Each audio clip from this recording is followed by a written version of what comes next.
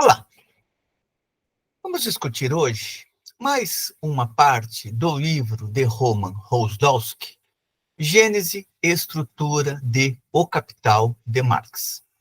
Em nossa sessão de hoje, vamos trabalhar o curto capítulo 16, que se intitula Mais-valia relativa e produtividade, sobre a crescente dificuldade de o capital valorizar-se na medida em que o modo de produção capitalista se desenvolve.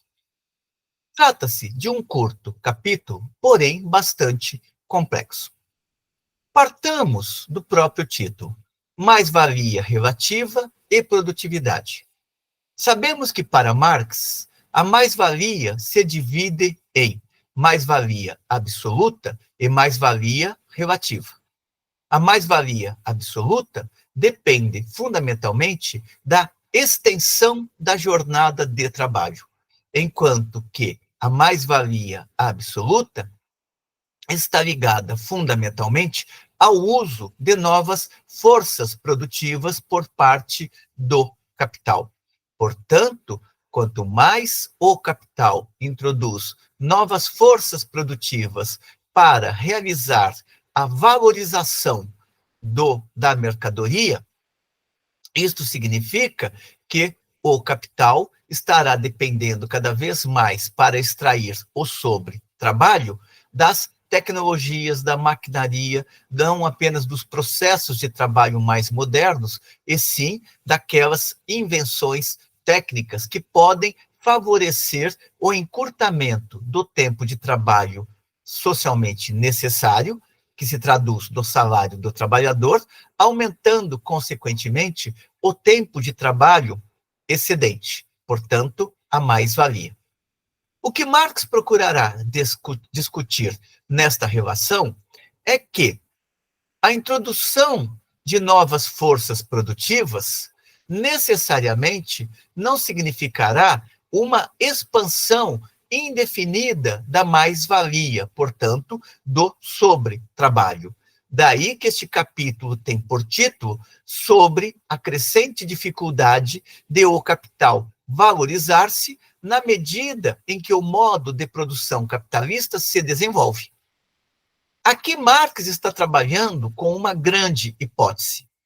Primeira delas, é impossível que a introdução de novas forças produtivas aumente em ritmo indefinido a produtividade do trabalho, sobretudo porque o próprio trabalhador bate em certos limites que são os limites orgânicos. Pode-se introduzir uma máquina extremamente veloz, mas enquanto ela tiver de ser operada pelo trabalhador, o trabalhador não terá condições de acompanhar essa velocidade da máquina. Lembremos, por exemplo, o filme Tempos Modernos de Charlie Chaplin, onde se aumenta tanto o ritmo da máquina que Charlie Chaplin fica incapacitado de acompanhar o aperto de parafusos, tal como existia ali naquela atividade a qual estava confinado. Daí que se coloca um problema, um limite para o capital, que é também o limite orgânico do trabalhador. Mas vai se colocar um outro limite para o capital. À medida em que o capitalismo se desenvolve, cada capitalista procura valorizar cada vez mais o seu capital para derrotar os seus concorrentes. Isto significa que uma parte da mais-valia que ele consegue extraindo sobre trabalho terá que ser gasta com a introdução de novas forças produtivas. Por outras palavras, a tendência não é de ampliação contínua da sua mais-valia, e sim do comprometimento da quantidade de sobretrabalho que ele extrai, uma vez que, tendo de renovar continuamente as forças produtivas, isso significa que ele terá que gastar cada vez mais continuamente parte da mais-valia que extrai ao trabalhador, mesmo que tenha obtido certos ganhos de produtividade. Com isso, Marx procurará demonstrar que, por mais que se introduza a mais-valia relativa, a proporção sempre se dará, quando se pensa a questão do mais-valor, a proporção sempre se dará entre a quantidade de trabalho socialmente necessária contida na jornada de trabalho e a quantidade de trabalho excedente contida na jornada de trabalho. Inicialmente, esta jornada de trabalho pode ser uma jornada de trabalho equitativa. 6 horas pertence ao trabalhador, corresponde à quantidade de valor que ele produz em 6 horas e que se traduzirá no seu salário cotidiano ou mensal ou mesmo semanal, e as outras 6 horas cotidianas são apropriadas pelo capitalista sob a forma de mais valor. Esta proporção entre o que se apropria o trabalhador e o que se apropria o capitalista é a relação básica que tem que nortear a investigação, e não apenas saber se novas forças produtivas estão sendo introduzidas ou não. Feitas estas considerações preliminares, vejamos como Rozdolsky constrói o raciocínio deste capítulo 16, mais-valia relativa e produtividade. Dirá ele, o modo de produção capitalista caracteriza-se especialmente pela tendência, que lhe é específica, de criar mais-valia relativa. Só dessa forma, o capital consegue impulsionar constantemente o desenvolvimento das forças produtivas materiais e colocar o progresso social a serviço da riqueza privada, né? Riqueza apropriada socialmente, riqueza apropriada privadamente. Ora, com isto, Marx vai indicar o quê? Que o desenvolvimento da mais-valia relativa, portanto, o aperfeiçoamento contínuo das forças produtivas do capital é uma necessidade incontornável para o próprio capital. Neste ponto, prossegue Rozdolsky, o capital se choca contra barreiras inerentes à sua própria natureza, barreiras que mostram que esse modo de produção é um período transitório, embora historicamente necessário. Transitório, uma vez que, atingido determinado ponto de seu desenvolvimento, Marx sempre vai trabalhar com a ideia de que as forças produtivas, elas precisam deixar de ser forças produtivas privadas para se tornarem forças produtivas efetivamente sociais. Portanto, Marx estará aqui no âmbito da transição necessária de um modo de produção capitalista para um modo de produção comunista. Lembremos que transição necessária não quer dizer que isto inevitavelmente acontecerá no interior da história, e sim que superar a sociedade capitalista é uma necessidade histórica que está colocada para o conjunto da classe trabalhadora. Mas Marx também coloca que o desenvolvimento capitalista é historicamente necessário. Por quê? Porque o desenvolvimento capitalista ele conduz a um aprimoramento cada vez mais intensivo e extensivo das forças sociais do trabalho, de tal modo que, em uma sociedade comunista, em um modo de produção comunista, seria possível distribuir ou redistribuir imediatamente a riqueza social produzida. Lembremos que, para Marx, não se constitui um modo de produção socialista ou comunista a partir da miséria, e sim a partir do intenso desenvolvimento das forças produtivas, razão pela qual Marx foi estudar a Inglaterra e não a China. Continuando, o capital só desenvolve as forças produtivas da sociedade na medida em que, com isso, se valorize, ou seja, crie mais valia. Portanto, as novas forças produtivas só são introduzidas pelo capital à medida em que elas são vantajosas para o próprio capital.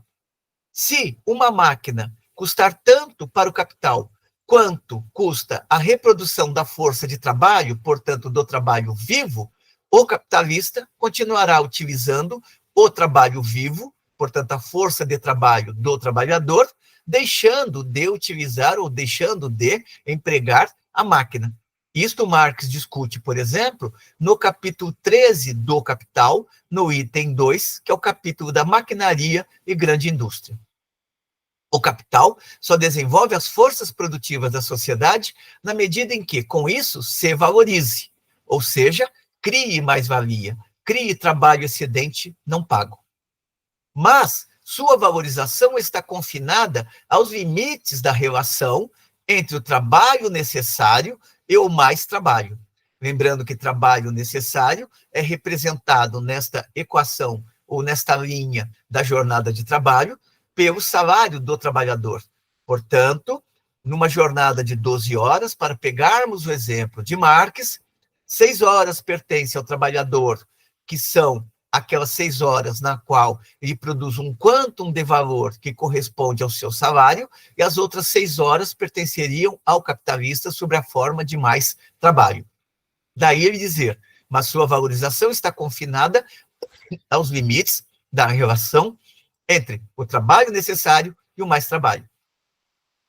Por isso, na medida em que as forças produtivas se desenvolvem e o trabalho necessário se aproxime de seu limite inferior, a valorização do capital torna-se cada vez mais difícil. Significa que o tempo de trabalho socialmente necessário para que o trabalhador gere uma quantidade de valor que equivale ao seu salário, pode cair. Mas isso bate em duas barreiras. Primeiro, o capitalista não pode pagar abaixo do valor da força de trabalho excessivamente, senão o trabalhador não se mantém vivo durante 24 horas. E, por outro lado, é possível reduzir o tempo de trabalho socialmente necessário, ou seja, aquele quantum de tempo que corresponde ao salário do trabalhador, mas não se pode reduzir este tempo infinitamente. Não dá, por exemplo, para reduzir da jornada de 12 horas este tempo de trabalho socialmente necessário a 1 hora, porque isto bate na própria limitação biológica do trabalhador. Isso significa que, na jornada de trabalho, que está dividida entre trabalho necessário e trabalho excedente, o capital não consegue romper com certos limites, que são limites que compõem a própria relação capital e trabalho. Daí Marx falar, trabalho necessário se aproxime de seu limite inferior. Suponhamos, dirá Marx, que a relação, dirá Rosdolsky, acompanhando o raciocínio de Marx. Suponhamos que o trabalhador trabalha para si e para o capitalista a mesma quantidade de tempo. No caso que demos inicialmente, 12 horas, onde 6 horas pertencem ao trabalhador e 6 horas ao capitalista. Ao apropriar-se da jornada inteira do trabalho, ou seja, a jornada de trabalho é de 12 horas. Portanto, estas 12 horas pertencem ao capitalista, só que ele não pode se apropriar do total de valor gerado nas 12 horas, uma vez que ele precisa remunerar o trabalhador. Isso significa que parte da jornada não constituirá a mais-valia, e sim o salário do trabalhador. Ao apropriar-se da jornada inteira de trabalho, mediante o intercâmbio pelo trabalho objetivado no trabalhador, trabalho objetivado é aquela quantidade de mercadorias, de valores produzidos pelo trabalhador ao longo da jornada de 12 horas. Ao apropriar-se da jornada inteira de trabalho, mediante o intercâmbio pelo trabalho objetivado no trabalhador, equivalente a meio-dia de trabalho, portanto 6 horas, o capitalista cria a mais-valia de seu capital, se apropria das outras 6 horas. Meio-dia de trabalho objetivado. Portanto, do total de trabalho objetivado, materializado, realizado pelo trabalhador, 6 horas pertencem a ele, 6 horas ao capital. Imaginemos que a produtividade do trabalho duplique. Portanto, que o trabalhador comece a produzir mais em menos tempo. Portanto, que ele comece a produzir em menor tempo o equivalente de valor correspondente ao seu salário. Imaginemos que a produtividade do trabalho duplique. O mesmo trabalho passa a fornecer o dobro de valor de uso. Portanto, na metade do tempo, o trabalhador consegue produzir uma quantidade de mercadorias de valores de uso inicialmente, que serão depois transformados em valores de troca, portanto, valor indicando o tempo de trabalho social médio, materializado na mercadoria. Isso significa que, se antes o trabalhador precisava de 6 horas para reproduzir a sua existência cotidiana e a da sua família, agora ele só vai precisar de 3 horas para produzir a mesma quantidade de valor. Imaginemos que a produtividade do trabalho duplique. O mesmo trabalho passa a fornecer o dobro de valor de uso. Agora, o trabalhador teria de trabalhar 1/4 de uma jornada para ganhar o que lhe permite viver o dia inteiro. Pensemos que antes era 12 horas. 6 horas representava metade para o trabalhador e 6 horas para o capitalista. Se caiu pela metade, seria como dividir agora essa jornada de 12 horas em 4 partes. Ou seja, temos a primeira parte de 3 horas, a segunda parte que foi reduzida e que vai ser apropriada pelo capitalista. Se antes o capitalista se apropriava de 6 horas de trabalho excedente, agora ele se apropria de 9 horas de trabalho excedente.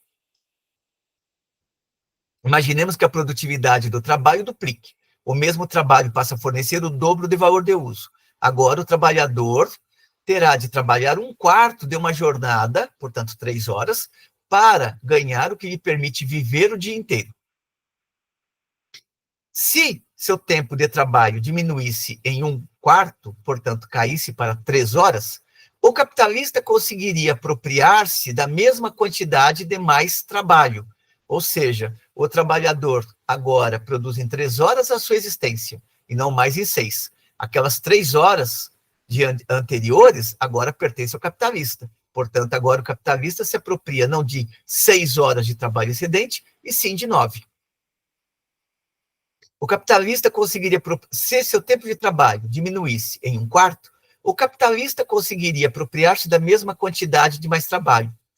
Este, porém, ou seja, o capitalista, não concordará com a diminuição da jornada, pois, como capitalista, aspira a uma valorização cada vez maior do seu capital, mesmo quando a concorrência com outros capitalistas não o obrigue a isso. Portanto, não é em razão do trabalhador conseguir agora produzir a sua existência em 3 horas que a jornada de trabalho do trabalhador deixará de ser de 12 horas.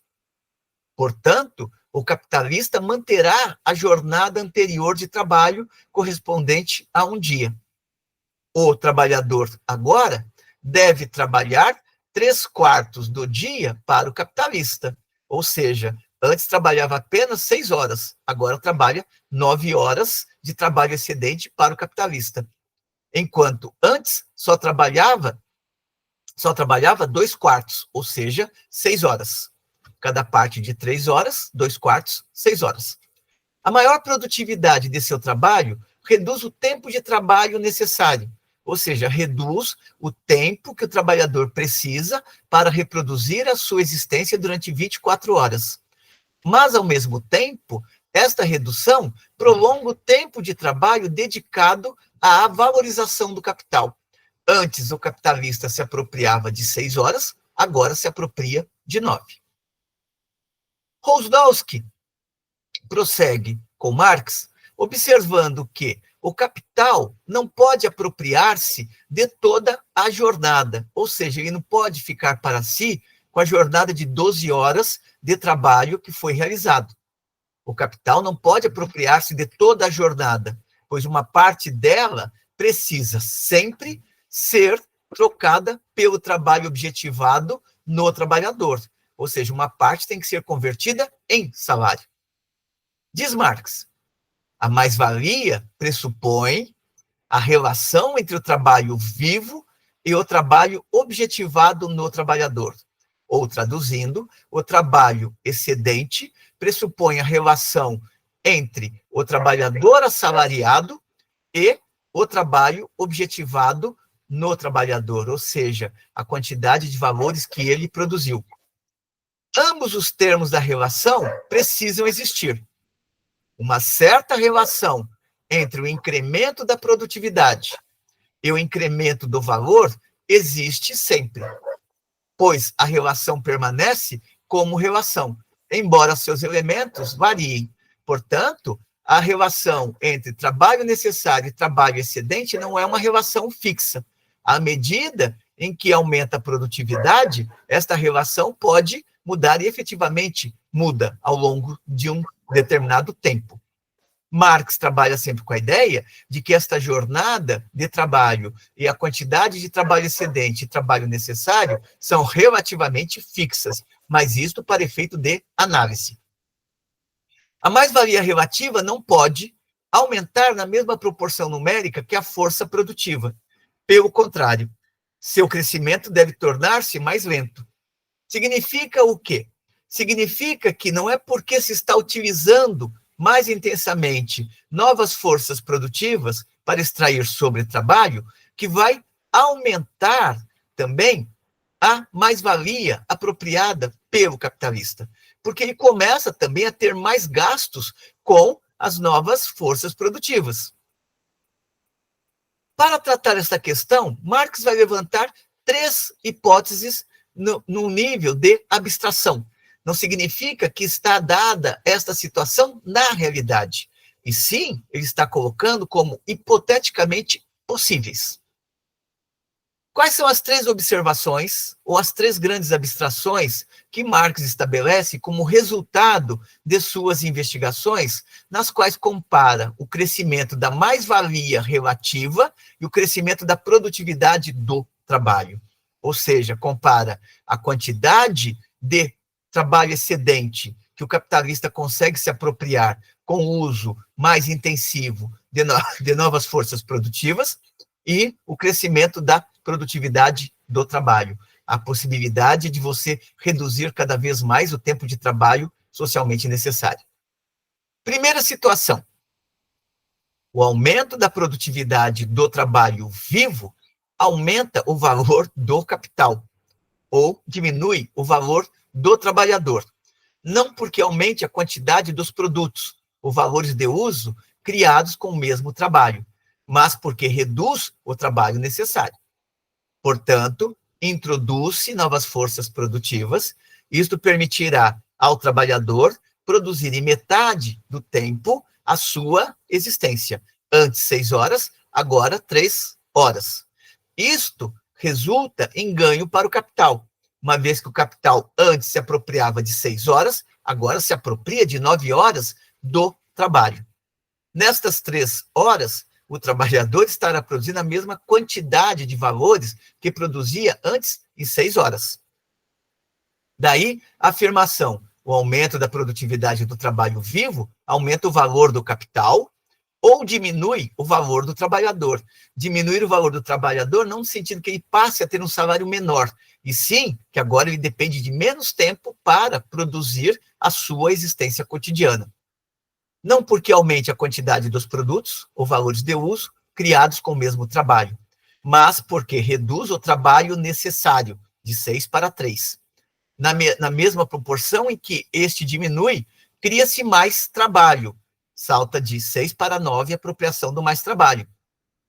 Ou, o que é o mesmo, cria-se mais-valia, mais valor, trabalho excedente. Pois a mais-valia que o capital obtém no processo de produção nasce do mais trabalho.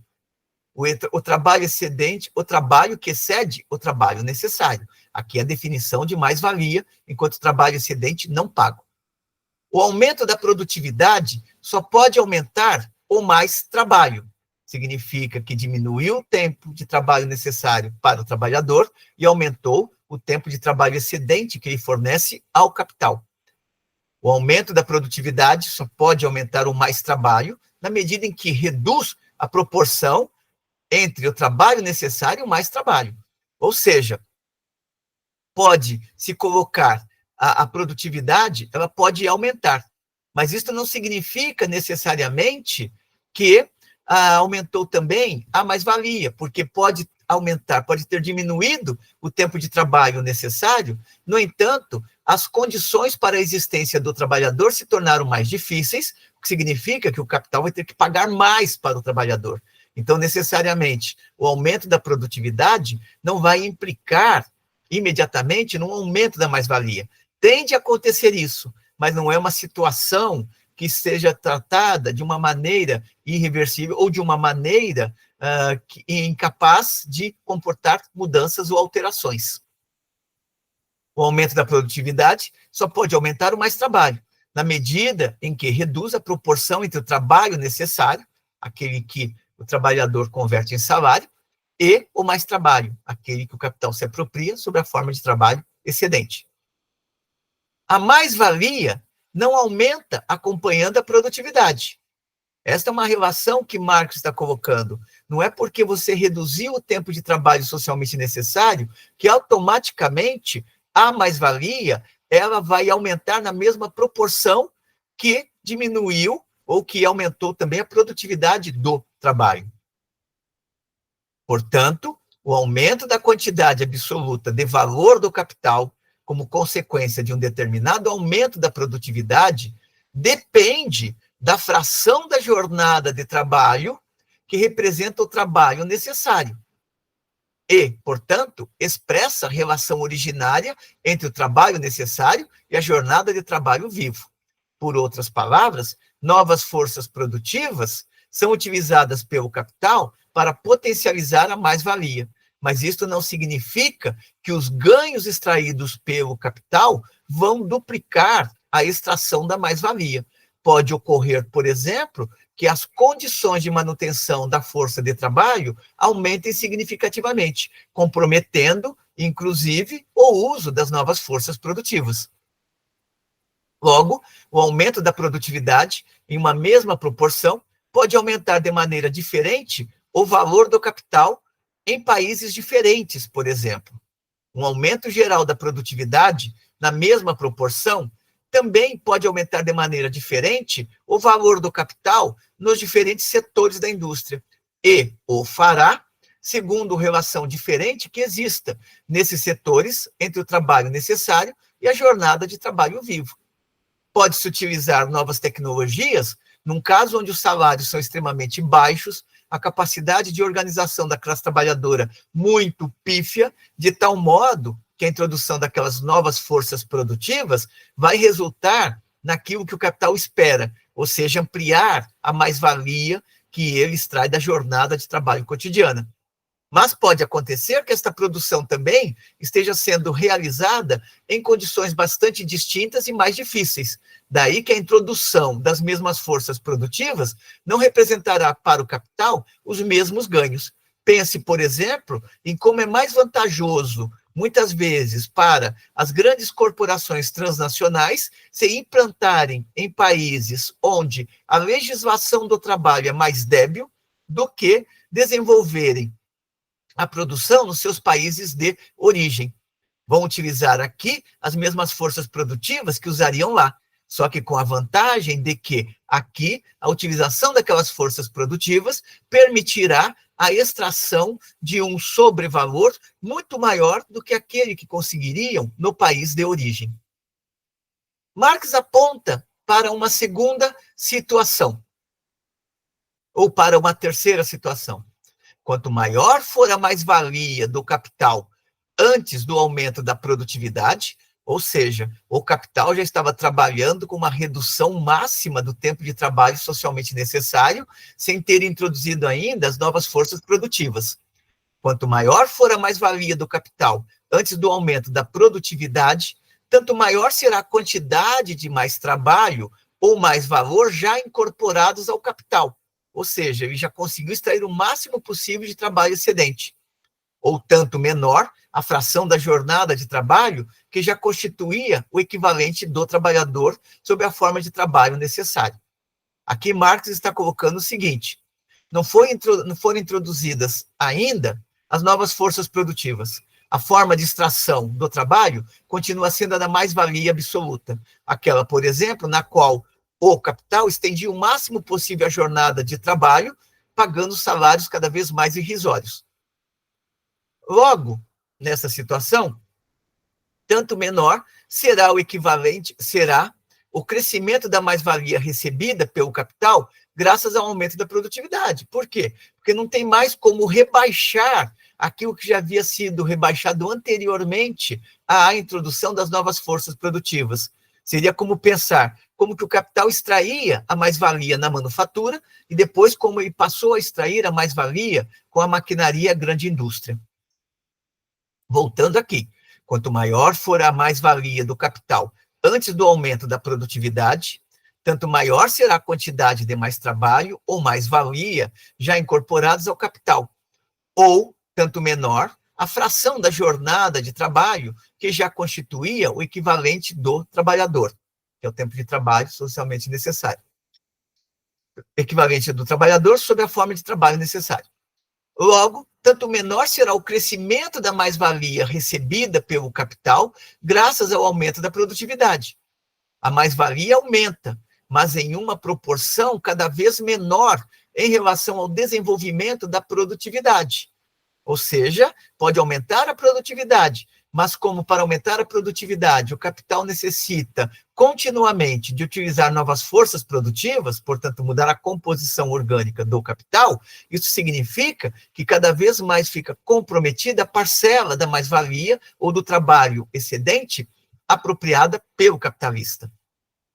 Portanto, quanto mais desenvolvido é o capital, quanto mais trabalho já criou, tanto mais formidavelmente terá de desenvolver a produtividade para valorizar-se, ou seja, para agregar mais-valia a si mesmo em proporção cada vez menor.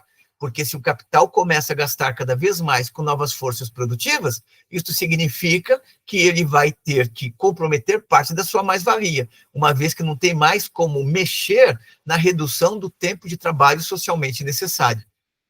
A barreira, dirá Marx, é sempre a proporção entre a fração do dia que expressa o trabalho necessário e a jornada inteira de trabalho, que era aquela jornada de 12 horas a qual nos referimos. Só pode mover-se dentro destes limites. Quanto menor for a fração que corresponde ao trabalho necessário e maior a que corresponde ao mais trabalho, menor será a redução do trabalho necessário, proporcionada pelo incremento da força produtiva, até o ponto de não reduzi-lo sensivelmente, pois o denominador cresceu enormemente. Portanto, há um limite também para o capital no que se refere a reduzir o tempo de trabalho socialmente necessário, do qual o trabalhador precisa para se reproduzir cotidianamente e aumentar a mais-valia. Como dissemos inicialmente, existe tanto a questão do tempo mesmo, da possibilidade de reduzir o valor do salário, como também existe o limite de você reduzir este tempo em razão da própria atividade do trabalhador, da própria biologia do trabalhador, ou das condições biológicas do ser humano. Portanto, a autovalorização do capital se torna mais difícil na medida em que ele já se valorizou, na medida em que ele bateu no limite do tempo de trabalho socialmente necessário, da redução do tempo de trabalho socialmente necessário, ele só pode contar em conseguir extrair a mais-valia com o tempo restante. Só que, como ele está concorrendo com outros capitalistas e precisa modernizar continuamente as forças produtivas, significa que ele vai ter que extrair daquela mais-valia cada vez mais gastos para modernizar a sua produção e aumentar a produtividade. Daí que a autovalorização do capital se torna mais difícil na medida em que ele já se valorizou. Atingido certo ponto, o incremento da produtividade chegaria a ser indiferente para o capital, do ponto de vista de sua valorização, pois suas proporções teriam atingido níveis mínimos, ele teria deixado de ser capital. Lembremos que aqui Marx está trabalhando com certas abstrações, portanto, com certas possibilidades que decorreriam da continuidade do processo de acumulação capitalista. Daí Rosdolsky concluir Marx destaca que essas ideias só são verdadeiras na medida em que se enfoque apenas a relação abstrata entre o desenvolvimento da produtividade e o crescimento da mais-valia. Marx não está analisando aqui a economia real, e sim está apontando como hipótese, à luz de uma condição básica, que é a extensão da jornada de trabalho e a proporção que deve haver necessariamente entre trabalho necessário e trabalho excedente, como que isto se desdobraria no sentido de aprofundar as contradições internas do próprio capital. Com esses elementos, Rosdolsky conclui esse capítulo 16, que tem por título geral Mais-valia relativa e produtividade, sobre a crescente dificuldade do capital valorizar-se na medida em que o modo de produção capitalista se desenvolve. Espero que tenham gostado da discussão. Como sempre, encaminhe suas considerações positivas ou negativas, a fim de que possamos continuar melhorando cada vez mais o nosso trabalho e contribuindo, assim, com as jovens gerações de estudantes e com as jovens gerações de pesquisadores. É isso por hoje. E um bom 1º de maio a todos. Até uma próxima.